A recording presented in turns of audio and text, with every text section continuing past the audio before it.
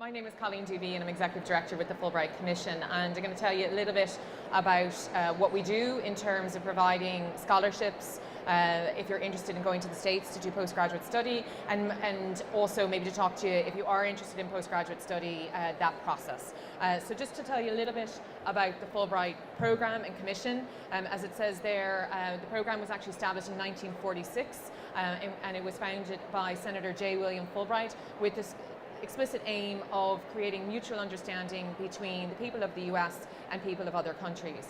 The programme was actually started in Ireland in 1957 and was at that time known as Onboard Scoileachta Coileachta, so it was the Scholarship Exchange Board. In 1991 we were established actually as a public body in Ireland to administer the Fulbright programme with support from the US Department of State and the Department of Foreign Affairs. What are the Fulbright Awards? In essence, they're grants or scholarships for Irish citizens or EU citizens who have been resident in Ireland for 3 years or more to conduct postgraduate study, research or lecturing in the US. The awards actually consist of a financial scholarship as well as the visa administration, accident and emergency insurance, and we also do a range of programming both here in Ireland and then when you get to the US. So, how are you eligible? The basic criteria for eligibility are you need to be an Irish citizen or an EU citizen, as I said, living in Ireland for 3 years or more. What we are looking for are tomorrow's and today's leaders. So we want you to exhibit some sort of understanding of what leadership is or demonstration of leadership. And that might be something in terms of your personal life, your academic life, or even in the community. And also kind of your understanding of what it means to be a Fulbrighter. And I suppose what we're looking for, I kind of say to the interview panels, it's sort of like the F factor. It's different for everybody, but we are looking for people, as I said, are exhibiting leadership, that they have academic and professional excellence, that they have kind of a sense of what their future is going to be like in terms of, you know, the impact that this award will have on them, may have on their studies, will have on the discipline you're involved in, or perhaps in terms of society generally.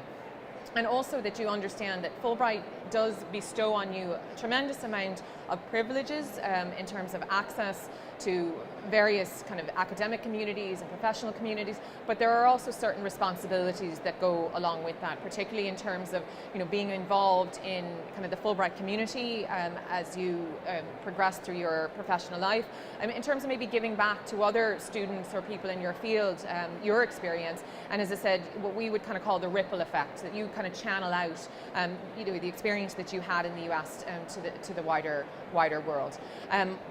Kind of one of the things I say to our Fulbrighters when they get to the other end is that you can pick your friends, you can pick your work, you can't pick your family. And the Fulbright family is kind of like that. Once you're in, there's no escape. Also, the awards are not, if you are a dual citizen, even if you've never been to the US, but you hold a US passport, you are not eligible. Because the idea is that it's to provide people an experience of the US that haven't had extensive experience in the States before. And in Ireland, that's a little bit challenging in terms of people that without extensive experience. If you've done a J1 before, we don't count that as extensive experience. The regulations stipulate that you cannot have spent a continuous, I suppose, academic or calendar year in the US within the last 5 years, or that you've done an undergraduate degree or a postgraduate degree already in the US, because we want you to kind of see America through new eyes. A J1 doesn't really count. So as I said, some of this I've covered in terms of what are we looking for, the leadership qualities, the understanding of the Fulbright program, and as I've touched on already, some of the role and benefits of being a Fulbrighter. And I can talk a little bit more about that later if you have questions. So there's 3 categories of awards.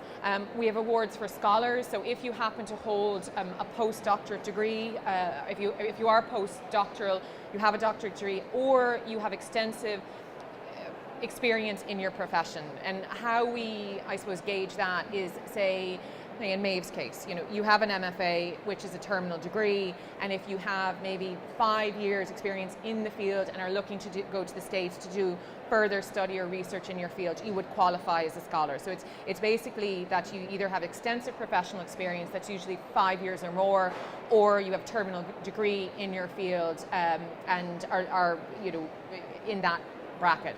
The student awards are primarily and exclusively for people looking to go to the US to do postgraduate study, either for a degree or as a researcher. So if you're already enrolled on a multi-year degree, be it a master's or a PhD here in Ireland or Europe, you would apply to the student category.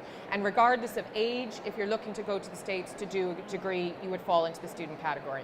We also have a whole suite of foreign language teaching assistantships, and these are for in the main teachers here in Ireland who want to go out to the States to teach Irish, but it's not always for teachers. Basically, you have to be fluent Líofa as Gaeilge, and you need to be able to teach the Irish language in the States. And all our awards are in all disciplines, so whether you're in astronomy or zoology, we do give awards in all disciplines, and then we have some specific sponsored awards in specific disciplines, so I'll talk about those in a second. So all going well, subject to budgets and the US government getting back in action, we are hoping to give about 10 or 12 awards for the 14-15 academic year. And usually what we do is we will give you kind of what's known as a monthly stipend or a grant, dependent on where you're going and the time that you're going for. The minimum period for a student award is 6 months. So it's 6 months up to kind of a full academic year, or if you are enrolling on a PhD in the US or a multi-year degree, we will give you funding for the first year, and then you need to secure funding for the remaining years. So the funding will vary, once again, depending how long you're going and where you're going. And then also we have a number of sponsored awards, which are for specific amounts. So as I said, these awards are primarily for completing postgraduate research or study in the US. And what we're in the main looking for is that you do have a very strong academic record, a minimum of 2-1. Over the last couple of years, we have seen, I suppose, an increase in the caliber of candidates. So to be honest, most people are coming to us with first-class honours degrees. That being said, if you didn't get a first-class honours and you got second class, and you have a lot of other things going for it, you still could be in contention for an award. So as I said, you can either go as a PhD student or to enroll on a degree in the US. Now, what you need to do as well as part of this process, if you're looking to apply to the US, you need to either be admitted by a US institution, if you're looking to do a degree, or get a letter of affiliation. And by that we mean, so say you want to go to somebody's lab at the Scripps Institute in California, you need to contact them, outline to them your research proposal, say you're applying for a Fulbright award, and ask if they'll give you a letter of affiliation. And I can talk about that process a little bit more in the Q&A. As I said, the minimum period is 6 months and the maximum is 12 months. So I'll just talk a little bit about our specific sponsored awards. So we do have an award sponsored by CRH, and what they're looking for is either somebody in business or in engineering. Last year's awardee actually did a master's in public health, so it can be very varied. They are looking for kind of business studies, leadership, or ideally engineering, because that's their core business. We also have an award that's sponsored by the Environmental Protection Agency, and no great surprise, they're looking for people either in the areas of water, climate change, or sustainable environment, which are their kind of 3 main policy areas. So this year, our awardees, we actually awarded it to a student and a scholar. Francis Fahy is going out to look at how do you communicate sustainability to a wider public, and Marguerite Nyhan is actually looking at the use of technology in cities, and basically how to kind of capture information about air pollution. So literally, you can either name that you're applying for this particular award, or when we get the applications in, we can sort of see that you might be eligible for one of these sort of sponsored awards. The Enterprise Ireland Award, broadly speaking, they're looking for somebody in the innovation space. And once again, that can be really varied. This year we have the recipient this year is doing, as it says there, wind power and energy storage. Last year I managed to convince them to support one of our performing artists, and she was actually a composer for video games and gaming industry. So once again, they want to see something that's allied with the areas that Enterprise Ireland is investing in and is supporting job growth and exports in. We also have an award sponsored by Teagasc. So once again, if you're in any of the allied fields of agriculture, food and forestry, Teagasc is the award for you. This year, Shane is actually going to be heading out to the University of Wisconsin to look at infant formula production, how to make it more energy efficient in terms of its production, but also increasing its nutritional value. We also have an award which is a partnership with the University of Notre Dame. It's a specific award for an LLM in human rights. Notre Dame would have one of the, I think they're in the top 5 in terms of LLM and human rights. So we have partnered with them that if our law recipient, it comes to the panel and this candidate secures admission from the University of Notre Dame, the University of Notre Dame will waive 50% of the tuition fees, which currently are about $47,000. So you get half of that knocked off, and then we will give you a stipend to support your time in the US. There's also a whole suite of awards which are dedicated to EU-US studies and relations, or study of the European Union, as it says there, EU policies. These are called the Fulbright Schumann Awards, and they're for scholars and students. It's technically managed out of the Fulbright Commission in Belgium, but we promote the award and we're involved kind of in the interviewing and selection process. So once again, there's a link to it from our website to the Belgian website for the details. They go through kind of a 2-stage application process where you need to fill out a preliminary application because they're looking to see that you have experience in 2 European countries. So for argument's sake, you may have done a degree here in Ireland, but you may have done an internship at the European Court of Justice for a year or in Brussels, or you may have done an Erasmus year. So they want to see that you've had experience of 2 European countries, and obviously you're working in that space. And once again, Ireland has actually done pretty well out of this program in the last couple of years. We have, last year we had 3 recipients of awards. This year we have 2, and there's some details there. Joseph was a student, and he's actually enrolled for a PhD at the European Institute in Florence, and he's going to be heading out to do research at Princeton. And then Niamh Cleary just finished her PhD at King's College, and she'll be heading out to Harvard. So once again, if you're in that space, it can actually be, I'll be very honest, it's a little bit more lucrative than our awards. So, and you can technically apply for 2 awards at the same time. So you could apply to the Commission, and you can to us in Ireland, and also to the EU Schumann Awards. You can only accept 1 award in any given academic year, but it's a way to kind of hedge your bets. So this program, it was initiated in 2006, and we initially sent 4 Irish language teaching assistants out to the US as a pilot. The program has grown phenomenally over the last couple of years. We now have 8 foreign language teaching assistants in the US, in the most unlikely of places. Yes, we have them in New York, we have them in Boston, we have them in Philadelphia, but we also have them in St. Paul, Minnesota, Montana, so in places you might not normally associate with kind of the Irish language. And this is a 10-month program.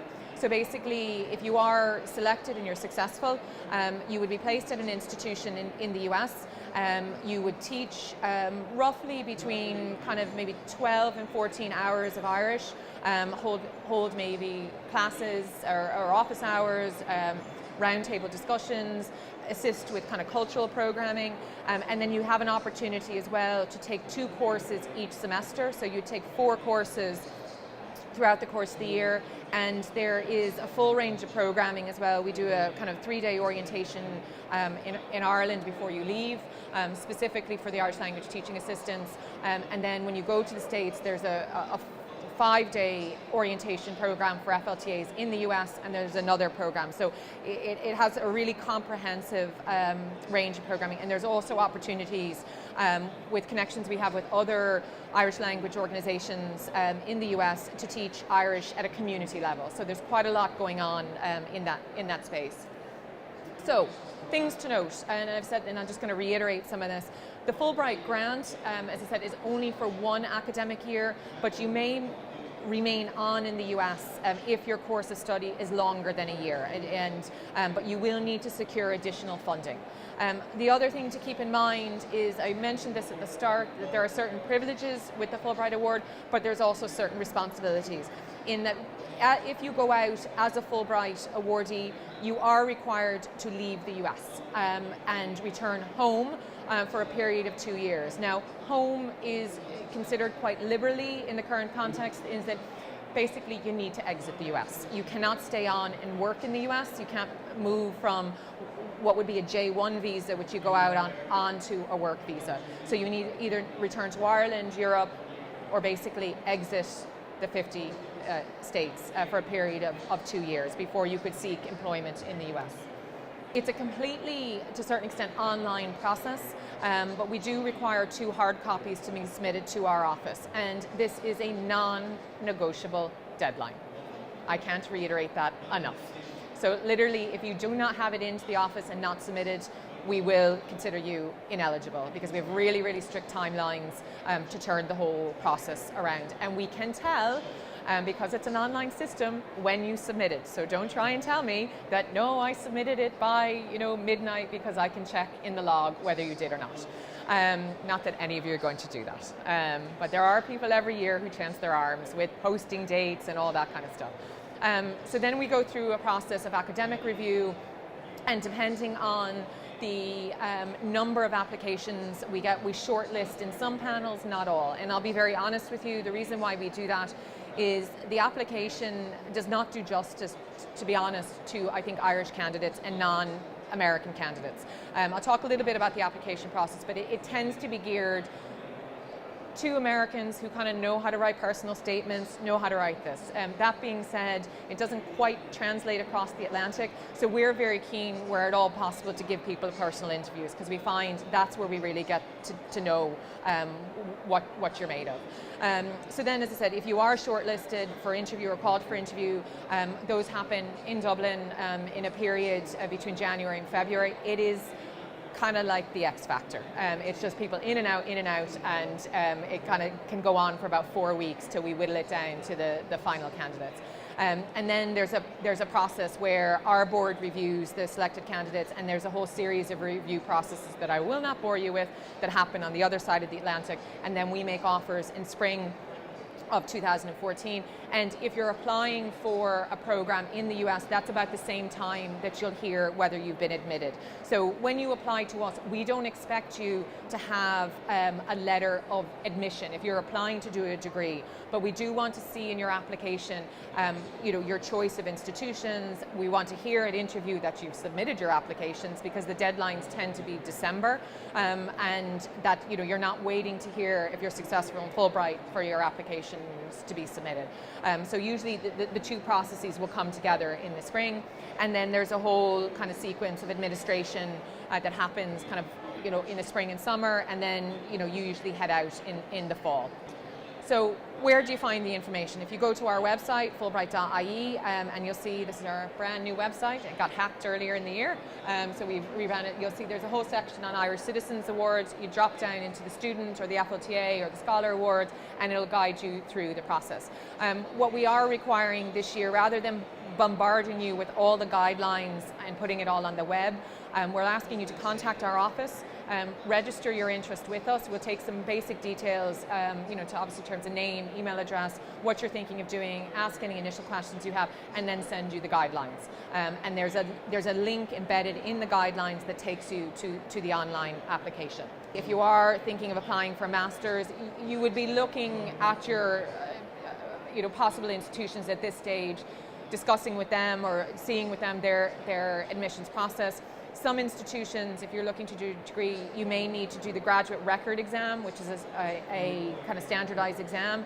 And as I said, we also offer the Education USA service, and we have comprehensive information on our website about navigating that application process in the US. So this is what the incredibly user-unfriendly Embark system looks like. It's more user-friendly for you guys than it is for us, I can just tell you that. So the idea is you will set up your own unique account, which is linked to your email address, and you can go in and out of the application at your leisure. And I'll just talk about the application a little bit. So what do you need? There will be, the first couple of pages or screens will be just personal information, name, address, some basic biographical stuff. As a student, you will be asked to fill out and write 2 statements, a personal statement and a project statement, and I'll talk a little bit about each of those. We basically what we're looking for in the personal statement is we want to know who you are and why we should give you an award. And why, and how you see that you're a good fit with Fulbright. We know that you will benefit immensely from the program. We want to hear how we're going to benefit from giving you an award, and that should be in your personal statement. So that's as I said, we want to kind of know a bit more about you and how you fit with our program. The project statement is really about what you want to do in the States, why you need to go there, how you're going to propose to do it, what the impact is going to be. We don't want to see a narrative rehash of your CV in your personal statement, and that's what Irish students tend to do. We do, it's as if you're kind of writing a biography for somebody who's never met you. In a lot of countries, the review process is completely paper-based. And as I said, in our case, we do try and bring people into it, but you need to grip the reviewer with that personal statement that they want to meet you. You also need to secure 3 references, and once again, I would suggest that you want a range of references. You want people that are obviously going to attest to your academic potential and your credentials to date. You may have had some work experience or some community experience where people can attest to you as a person and things that maybe you've done outside of academia, because we are looking for you as a whole person, not just as a student or kind of a future scholar. So when you're picking your references, pick them really carefully, and that people who are familiar with you. It has happened in the past where, and I think this is also a challenge, for referees, is they've actually sent the same reference for 2 different people, and they meant to change the name, but they didn't. So we've had that happen in the past. So make sure that even if you're picking advisors or supervisors, that they know you personally, and that they get your name right. That's really helpful. And if at all possible, share with them a draft of your project statement, so they can speak to how you're able to do this in the US and what the benefit will be for you, for the discipline. If you're in kind of the visual and performing arts, we are looking for samples of your work, and ideally 4 copies. So ideally whether you give that to us on a DVD, CD, USB key, we're quite open. If you have an online portfolio and you want to embed a link into your application, you can do that as well. But the reviewers do like to get kind of hard copies on disc or printouts, whatever works. I mentioned this a little bit. If you're not planning on doing a degree, you will need to seek a letter of affiliation. As I said, that would come from your potential host institution in the US. It doesn't need to be written in stone, because things may change, you may decide to go somewhere else, your dates may change, but you do need to make contact with a host institution in the US that is willing to take you on board as a visiting researcher. We also need you to upload in your passport, the picture page, which is known as the bio page of your passport, so if you upload that as well. And as I said already, we need 2 hard copies of your application fully submitted online and delivered to our office, either by post or in person, but as long as they get to us by the deadline. So just some what would seem to be really basic advice, but we'll go through it. Do not wait until the last minute. The application is it's time consuming, and we did a survey last year of because we can see where applications are in progress and then people don't submit, and we surveyed those people last year, and a number of them said they started too late or they didn't have enough time, So and as well, the deadline is the 13th of November. Do not contact your referees on the 12th and expect that they're going to get the references in time, because what you need to do, you need to choose your references, your referees, ask that they're willing to do it. You need to set them up in the online application. It will then send an email to your referee and they submit the reference online. It is your responsibility to make sure that they have all the necessary information, tell them to do it, and that it needs to be submitted online, because if the reference isn't submitted online by the 13th of November as well, you'll be deemed ineligible because your application is incomplete. Just one word of advice. Sometimes Embark generates these emails. Sometimes they go into people's spams, and particularly with Irish universities at the moment, the spam filters are incredibly sensitive. So, if you know one day that you've done it, they will get the link within the next couple of hours. So maybe pop by their office the next day, ask them did they get the link. If they didn't, ask them to check their spam, because it could be there. I touched on this already, but just to reiterate in terms of the personal statement, don't rehash your CV. As I said, we want to hear, from you in terms of what makes you you, in terms of unique. If you want to highlight either particular successes or challenges, that's fine. And you probably heard this all day today. What is your USP? As I said, why would Fulbright want to give you an award?